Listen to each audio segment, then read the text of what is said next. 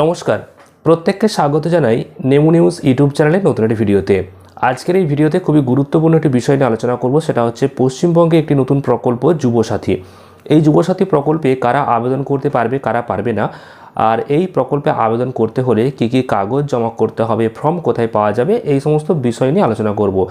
বিশেষ করে বর্তমানে যারা কৃষক বন্ধু প্রকল্পের টাকা পাচ্ছে তারা কি আবেদন করতে পারবে? কারণ অনেক বেকার রয়েছে যারা চাকরি পায়নি, পড়াশোনা করেছে কিন্তু জমি থাকার দরুন তারা কৃষক বন্ধু প্রকল্পে আবেদন করেছে এবং কৃষক বন্ধু প্রকল্পে আবেদন করার জন্য তারা প্রত্যেক বছরে সর্বনিম্ন 4,000 অথবা সর্বোচ্চ 10,000 টাকা করে পাচ্ছে। এবার প্রশ্ন হচ্ছে অনেকের মধ্যে যে কৃষক বন্ধু টাকা তারা পাচ্ছে কিন্তু নতুন করে যুবসাথী প্রকল্প যেটা ঘোষণা করা হয়েছে সেই প্রকল্পে আবেদন করে তারা কি প্রত্যেক মাসে 1,500 টাকা করে পাবে? তো সেই বিষয়টাকে নিয়েও আজকের এই ভিডিওতে পরিষ্কার একটা আলোচনা করব। আর খুবই গুরুত্বপূর্ণ যে বিষয় সেটা হচ্ছে যে যুবসাথী যে প্রকল্প, এই প্রকল্পেতে কারা আবেদন করতে পারবে এবং কারা পারবে না, কবে থেকে টাকা দেওয়া হবে, কিভাবে আবেদন করা যাবে, আর কী কী কাগজ জমা করতে হবে, তো চুলচেরা বিশ্লেষণ আজকের এই ভিডিওতে করা হবে এবং আলোচনা করা হবে। তো অবশ্যই মনোযোগ সহকারে ভিডিওটি শেষ পর্যন্ত দেখবেন। তো প্রথমেই জানিয়ে দিই, পশ্চিমবঙ্গে যে যুবসাথী প্রকল্প নিয়ে আসা হয়েছে এখানে আবেদন করতে পারবে 21 থেকে 40 বছর বয়সী যারা রয়েছেন তারা। তো ন্যূনতম মাধ্যমিক পাস হতে হবে, তাহলে আবেদন করা যাবে, অর্থাৎ মাধ্যমিক পাস হয়ে থাকলেই আবেদন করা যাবে। এই আবেদন প্রক্রিয়াটি শুরু হচ্ছে আগামী 15ই ফেব্রুয়ারি থেকে এবং আবেদন প্রক্রিয়াটা চলবে 26শে ফেব্রুয়ারি পর্যন্ত। এবার আবেদনটি কোথায় হবে না, 294টা যে বিধানসভা কেন্দ্র রয়েছে, তো প্রত্যেকটা বিধানসভা কেন্দ্রতে একটা করে শিবির আয়োজন করা হবে, দুয়ারে সরকার ক্যাম্পের মতো। তো সেই ক্যাম্পে গিয়ে ফর্ম ফিল আপ করতে হবে। প্রথমে জানিয়ে দিই, অনলাইনে কোনো রকম ফর্ম ফিল আপ করার ব্যবস্থা রাজ্য সরকার ঘোষণা করেনি, সম্পূর্ণটাই অফলাইনে করতে হবে। ক্যাম্পে গিয়ে ফর্ম ফিল আপ করে তার সাথে যাবতীয় ডকুমেন্টস জমা দিতে হবে এবং ফর্ম ফিল আপের পরে সঙ্গে সঙ্গে একটা রিসিপ্ট দেওয়া হবে, এমনই বলা হয়েছে। আর ফর্মের সাথে কী কী কাগজ জমা করতে হবে না, পড়াশোনার যে সার্টিফিকেট, অর্থাৎ ন্যূনতম যে মাধ্যমিক যে পাস সার্টিফিকেট সেটা তো লাগবে। এছাড়াও কেউ যদি গ্র্যাজুয়েশন বা MA পাস হয়ে থাকে তাহলে সেইটা জমা করতে হবে। তো মিনিমাম মাধ্যমিক পাস হয়ে থাকলে তবেই কিন্তু আবেদন করা যাবে। পাশাপাশি বয়সের প্রমাণপত্র হিসাবে ভোটার কার্ড, আধার কার্ড এগুলো দিতে হবে, বা মাধ্যমিকের যে অ্যাডমিট কার্ড এই সমস্তগুলো জমা করতে হবে। তো অবশ্যই আপনি সঙ্গে করে মাধ্যমিকের অ্যাডমিট কার্ড, এছাড়াও শিক্ষাগত যোগ্যতা যে সমস্ত সার্টিফিকেটগুলো রয়েছে সেগুলো সঙ্গে নিয়ে যাবেন, আধার কার্ড সঙ্গে নিয়ে যাবেন, voter card, 1 copy passport size ছবি, এছাড়াও যে পাসবই, সেই পাসবই কিন্তু সঙ্গে আপনাকে রাখতে হবে।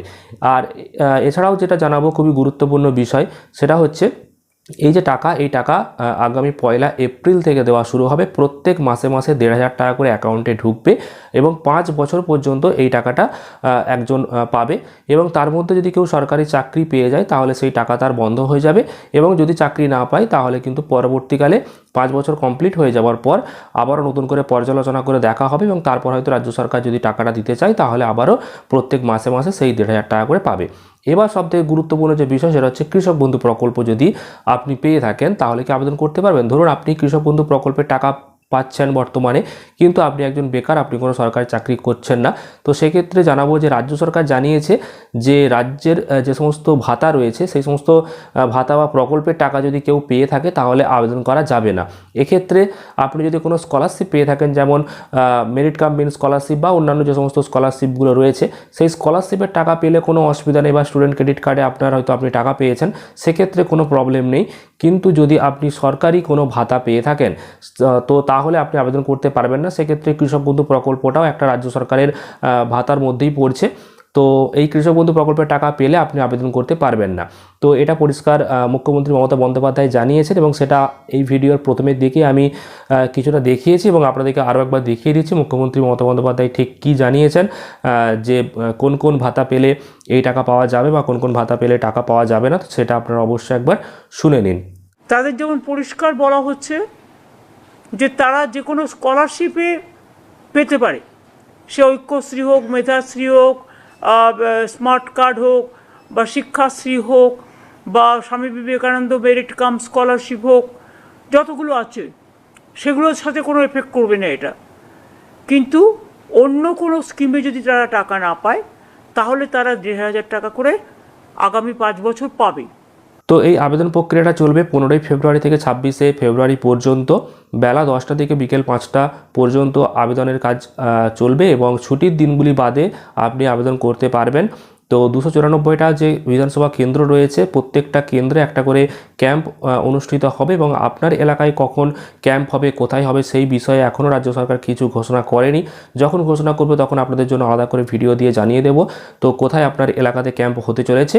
তো আপনি অবশ্যই এই বিষয়গুলিকে খেয়াল রাখবেন এবং যদি আপনার মনে হয় আপনি অবশ্যই আবেদন করতে পারেন। তবে আপনাদের কাছে একটা মতামত আমি জানাতে চাইছি যে কৃষক বন্ধু প্রকল্পের টাকা পেলে যদি একজন বেকার এই যুবসাথী প্রকল্পে আবেদন করতে না পারে তো সেটা আপনারা অবশ্যই বিবেচনা করে দেখবেন। কারণ একজন মহিলা যদি লক্ষ্মীর ভাণ্ডার প্রকল্পের টাকা পেতে পারে প্রত্যেক মাসে মাসে 1500 বা 1700 টাকা যেটা দিচ্ছে, তো লক্ষ্মীর ভাণ্ডার প্রকল্প পাওয়ার পরেও কিন্তু একজন মহিলা কৃষক বন্ধু প্রকল্পের টাকা পাচ্ছে, কিন্তু একজন পুরুষ যার 21 থেকে 40 বছর বয়স সে যদি যুবসাথী প্রকল্পের টাকা পেতে চায় প্রত্যেক মাসে 1500 টাকা করে, তাহলে কিন্তু তাকে আর অন্যান্য প্রকল্পের আন্ডারে থাকা চলবে না।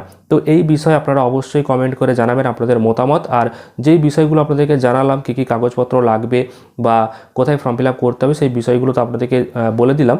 যদি কোনো প্রশ্ন থাকে অবশ্যই কমেন্ট করে জানাবেন। তবে যুবসাথীর যে প্রকল্প চালু হতে চলেছে এই প্রকল্পের টাকা আগামী 1 এপ্রিল থেকে দেওয়া শুরু হবে। তার আগে আবেদনের কাজ চলবে এবং ক্যাম্পে গিয়ে আপনাকে ফর্ম ফিল আপ করতে হবে এবং জমা করতে হবে এবং অ্যাপ্রুভ হয়ে গেলে আপনি 1500 টাকা করে প্রত্যেক মাসে মাসে পাবেন এবং 5 বছর আপনি এই টাকাটা পাবেন। পরবর্তীকালে যদি চাকরি পান তাহলে এই টাকা বন্ধ হয়ে যাবে, আর যদি চাকরি না পান তাহলে পরবর্তীকালে 5 বছর পর যদি রাজ্য সরকার আবারও ঘোষণা করে যে এই টাকা দেওয়া চলবে তাহলে আপনি হয়তো টাকাটা পাবেন।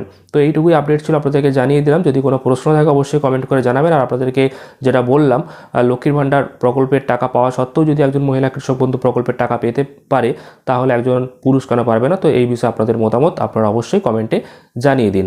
ভিডিওটি প্রচুর পরিমাণে লাইক করবেন, শেয়ার করবেন, চ্যানেলটিকে অবশ্যই সাবস্ক্রাইব করবেন। ধন্যবাদ।